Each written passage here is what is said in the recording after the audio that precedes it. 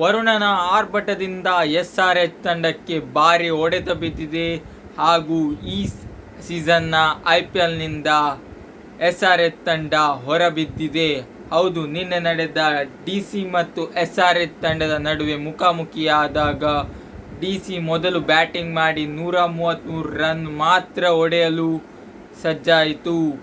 133 ರನ್ನನ್ನು chase ಮಾಡಬೇಕಿದ್ದ SRHಗೆ ಒಂದು ball ಕೂಡ ಹಾಕದೆ ಪಂದ್ಯ ರದ್ದಾದದ್ರಿಂದ DCಗೆ 1 ಪಾಯಿಂಟ್, SRHಗೆ 1 ಪಾಯಿಂಟ್ ಹೋದ್ರಿಂದ SRH ಈ ಟೂರ್ನಮೆಂಟ್, ಈ ಸೀಸನ್ನ IPLನಿಂದ ಹೊರಬಿದ್ದಿದೆ.